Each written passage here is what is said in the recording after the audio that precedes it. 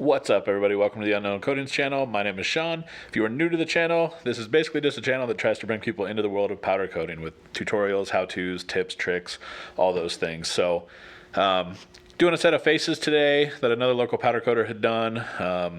Probably see in like the thumbnail a reference to redoing work or something along those lines in the title. We're gonna get right to them right now. They're a set of Volk faces out of some two-piece wheels. They're a terrible color, and they're hopefully going to look much better by the time we're done with them. Let's get to the video.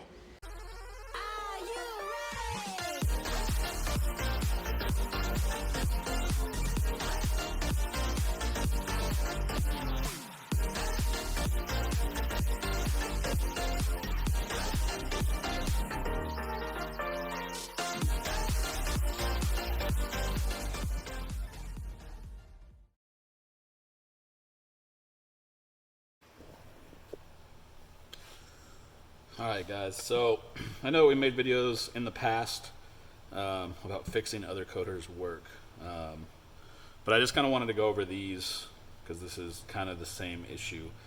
These were done local. I don't know what color these are going to show up on camera. They're basically like a chocolate brown. They were really faint copper flake in them. I mean, it's supposed to be like a bronze color. It's not. It's just like a chocolate brown color. As you can probably see, let's see if I can make this focus, but they're super textured. I mean, very textured. I was initially thinking that they were just blasted too aggressively, and that might be the reason for that. But looking inside some of the areas in here where the powder's thin, I'm not even 100% sure they were blasted, period. So, powder on the back. I'm kind of back and forth about powder in this area, as you guys have probably seen in videos. But I am really adamant about powder on the flanges here. So we're going to go through right now, get these things thrown in the chemical stripper. This is kind of a rush job, I guess, there's a car show, I believe, this weekend. So these just got dropped off. This is Wednesday before that car show. So we're going to knock these out. Should be a pretty straightforward job, just doing waltz gold, the clear.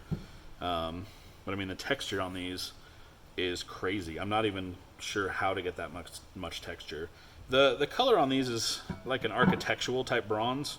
So it's like a true, like a bronze statue. This is what they typically look like. So my assumption is these were actually done at like an industrial coater, because this is what they call bronze. But we'll get them in the stripper, get them prepped and masked off and stuff, and then spray them down with waltz gold, like I said. So let's get to that.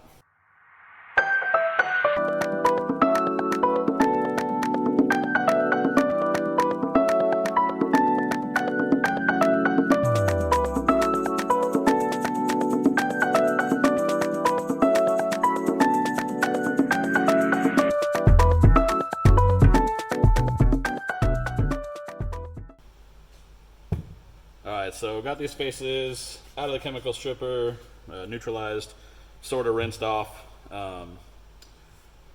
It does look like they blasted them, so I was wrong about that. Not a great job blasting them, but good enough. I mean, there's the areas that were machined on these wheels originally, you can still see a lot of the machining, but that's not that big of a deal, honestly. I mean, ultimately, a lot around here, a lot of industrial commercial coaters wouldn't even sandblast something like this. They'd spray right over top of whatever.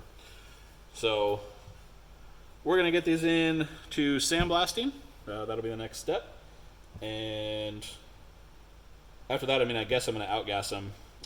I might blast them again after. I know I get a lot of questions about procedure as far as outgas versus blasting, what happens first. I typically will blast something, outgas it, pull it out, and just go over it again real quick, just to make sure there's nothing too wild on it, and then mask it and spray it, all that type of shenanigans. I also am getting a lot of questions about people asking if I do any sort of chemical treatment, spray down, wipe down, anything on a blasted part prior to coating, and the answer is no. I try to have as little interaction with random things happening, chemicals, rags, things of that nature, before I coat a part. I've never once had a problem with it, so I just kind of work off of that. I've heard people talk about having issues where they didn't wipe a part down and then it gave them problems, or they did wipe it down and they had lint, things like that. So I'm avoiding all that. and I've never had an issue in 12 years, so I feel like that's a safe play. So we'll get these into blasting and go from there.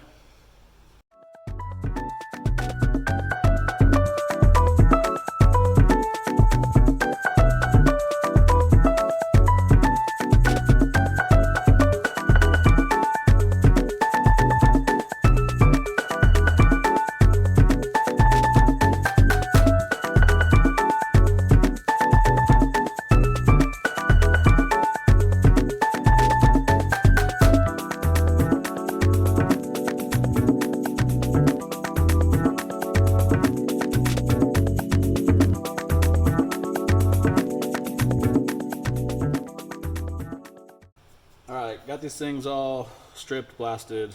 Gonna start taping them up now. Actually already taped these 4 little flanges right here where it sits on the bore. I'm gonna do this one more because I apparently forgot it in the middle of doing this and setting up to record.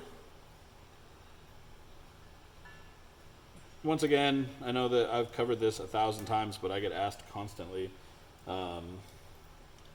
I use amber high temp tape. I don't use the green basically for anything. I have green here, but it's mostly just because I haven't figured out a way to get rid of it in a project.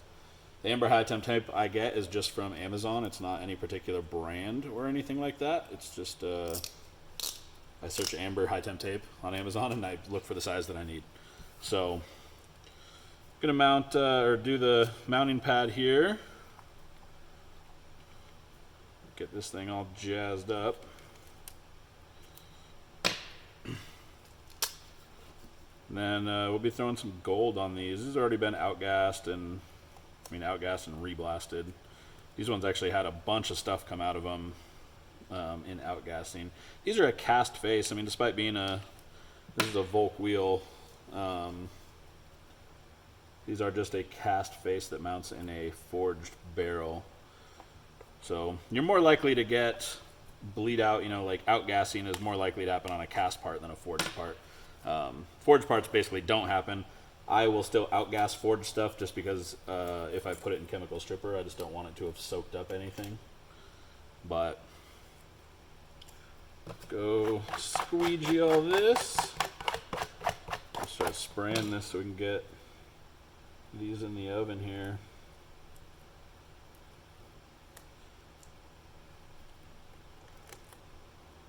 And this is something that the previous coater who did these, that horrendous kind of statue bronze color, he said that it was like lunar something, which it very well could have been. It looked like statuary bronze.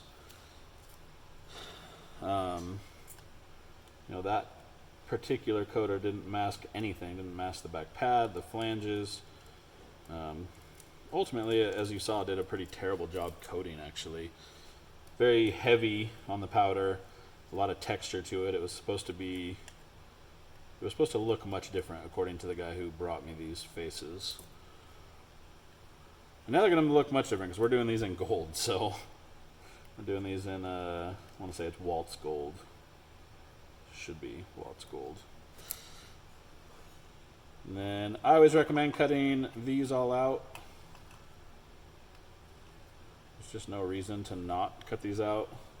It'll make getting powder down into the lug holes much easier because you don't have the air going down and hitting and blowing the powder back out as you're trying to spray it in. That was weird.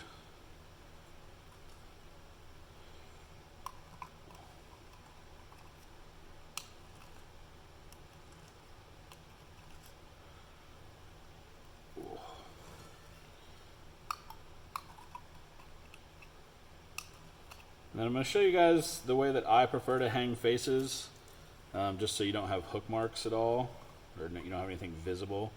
Hanging faces is kind of a nightmare unless you have kind of specialized hooks that you can hang them from, just because the way the bolt holes sit down in, the hook almost always touches, and that makes it a pain in the ass. But what I do is I'll take a wheel bolt, like this one.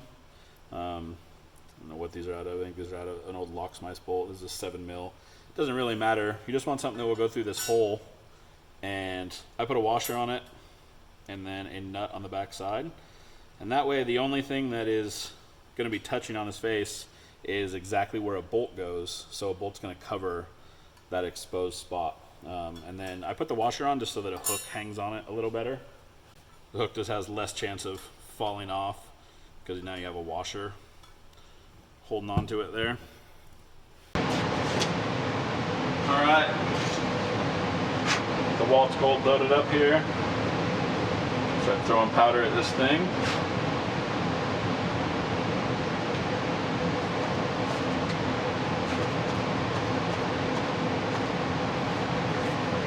This color always looks very strange in my opinion when I spray it. It never looks how it actually turns out.